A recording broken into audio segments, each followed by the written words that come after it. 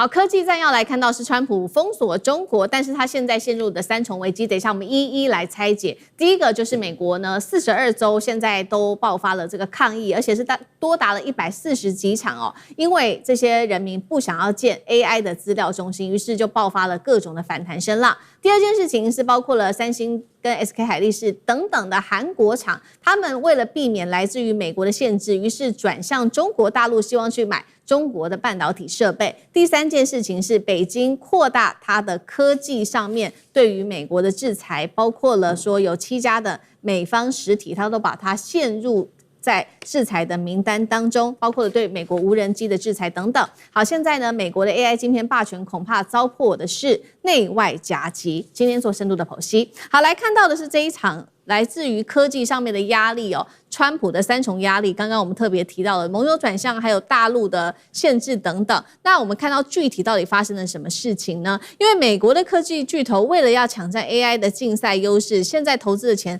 真的非常的多，达到了1000亿美元要建设 AI 中心。但是大家要知道，你要建这些 AI 中心，要的电力啊，要的水资源跟土地实在是太多了，所以民众就开始起了反弹，包括现在在全美，包括多州哦，都串联起来了各种的抗议活动，反对美方去建 AI 的资料中心等等。那没有想到这时候川普是这样子说的，他指控中国大陆说，今天爆发这种各种的抗议背后可能都有北京势力的介入，所以人民才会起来反抗。真的是这样子吗？那厉将军又怎么解读？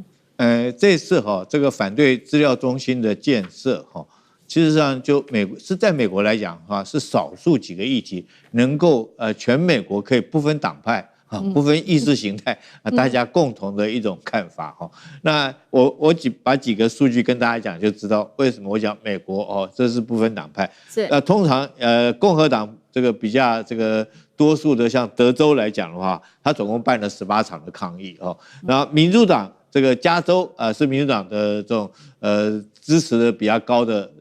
掌控的州它有8场的这种抗议。那另外来讲，比较偏共和党的，包括佛州、包括印第安纳州都各有7场。那摇摆州也有，摇摆州这个包括乔治亚州11场，宾州17场所以说美国可以说这个反资料中心是全民共同的一个共识。那在这种情况，这是谁所造成的这种渲染呢？是一个其实是不是共和党，也不是这个民主党，而是有一个叫做这个右翼的民间组织叫做茶党，他所发起的，他领导人所发起这场运动，他把它定的名称叫做人类优先的组织他组织一个人类优先，为什么？就是他讲的嘛，你说这个水资源是人类必须要优先的。到底水资源要优先去弄 AI， 还是人类必须要用？所以他认为，基于这种理念来讲的话，你不应该浪费太多的水资源，还有土地，甚至于在这种电力方面用在发展 AI， 而应该要以人类为优先。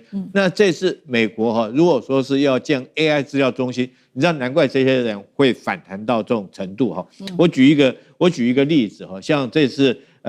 加州这边他们在沙漠区里面。因为他们计算过，如果要设 AI 资料中心，它用的水要到9.84亿公升那么多，那确实会影响到老百姓嘛。对，所以这次来讲的话，全国都引起有这种共识来反对这件事情兴建。那就川普来讲的话，他唯一一个就是把这个锅又甩给中国，都是中国这个在煽动这个中国在北京势力介入所造成的。事实上是美国全民老百姓的共识。好，这个是 AI 要发展美国现在面临的川普的第一个问题。第二个问题是，好，我现在要对于中国大陆做限制。各种的出口，但是呢，没有想到也会害到自己的盟友，那就是南韩了。南韩的这些半导体大企业现在也开始重新做布局，甚至好好的跟中国大陆建立关系。最新消息，我们来看到是韩国半导体的巨头三星跟 SK 海力士，他们开始测试大陆的半导体设备了，也就是这个关键的蚀刻机。原因是什么呢？因为这2家大厂其实在中国大陆都有设厂，主要是生产这些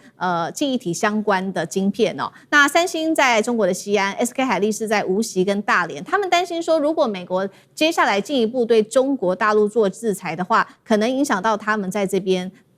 后续拿到美国设备的这些维护跟产能的扩张，于是呢，他们转而希望能够跟中国大陆的这些厂商来自己去买设备，而不再跟美国买设备。那另外一件事情，美国盯上的还有要对中国大陆的这个光模组来课征这些关税，也就是不让它来进口。光模组现在中国大陆在全球的市占大约是56%而已。那如果美国真的做了一个出口的限制，他们靠自己的话，需要2年时间才能补上缺口。这样子对自己真的好吗？杨老师怎么看这2件事情？我在这里也提过，过去美国科技战对中国是希望把中国的工业打压，然后成为一个孤岛。那以美国的技术领先的这些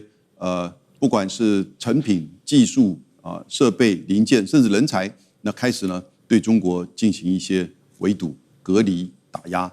那希望中国的整个科技发展能够慢下来。但这10年呢，这个孤岛化现象反而是美国了。因为一方面是中国自己本身的技术突破、自主的发展，另外一方面呢是整个供应链、市场以及成本的考量，反而是加速了美国自己不得不把自己的边境，比如说关税这个高筑，然后呢出口管制、进口管制，现在一切都开始采取更多的进口管制。韩国的这2家厂商本来在美国的科技战之下，他都用美国的这个厂商的一些设备，比如说应用科技啊等等之类的。结果现在美国更扩大它的出口管制，韩国为了要求生存，而且韩国为了求中国市场整个全球南方市场，它当然就开始要运用中国自己本身的这个设备。而这10年中国技术的发展也突破成熟的这个制程也完全没有问题。那当然对中国而言这是个机会，为什么？你进入到全球大厂的供应链，更加的去检验你的产品的这种适用性。那第一点。那第二点就是说，你在这个 AI 资料中心的这些光纤设备的层面，那更是如此。其实美国整个大概目前为止有800座资料中心正在这个规划新建，可是过去3个月已经停了大概1/10，80座，因为全美国人都在反对，42个州都在反对，他们对资料中心的反对比反对核电厂还要更严厉。是，那所以呢，尤其在加州、德州跟维吉尼亚州，那维吉尼亚州其实是最多的我不知道，因为大概离华盛顿比较近的关系，所以这样子一个情况，你规模变小，然后呢，你现在又禁止这个优异的成本比较低的大陆的零组件进来，那你要花更高的成本，那你要花更大的能力去搞那个电的问题，所以我觉得以后美国的 AI 资料中心在美国本土我觉得不要搞了，你知道吗？但基本上大概就是把它逼出去，到海外去找生存。好，所以我们看到面对于美国的这个动作，中国大陆怎么样做报复呢？因为我们统计起来，美国近年对中国1000家的中国企业已经寄出了各种的出口管制跟实体清单，所以大陆呢最新北京说它要严查无人机对于美国的出口，并且制裁7家美方的实体企业包括了延伸到了晶片到无人机到零组件相关的供应链都会来做制裁，是不是？这也是习川会前双方来各自叫板来做铺路。那赖老师又怎么看？我觉得这是一种测试这个美国要测试中国大陆有多么想去美国访问。为什么？因为他的一连串的动作都是非常的挑衅跟不友善。7月30号，先跟何立峰有一个通话，通话理论上讲，那就是因为要解决问题嘛，好像讲的也都说，双方氛围都不错，讲的都很好很有建设性，而且呢，很有深度等等都讲完了。第2天，美国就下重手了，就对于中国大陆的43家企业，就下重手了。这里面有包括这个思念那个水饺，美国人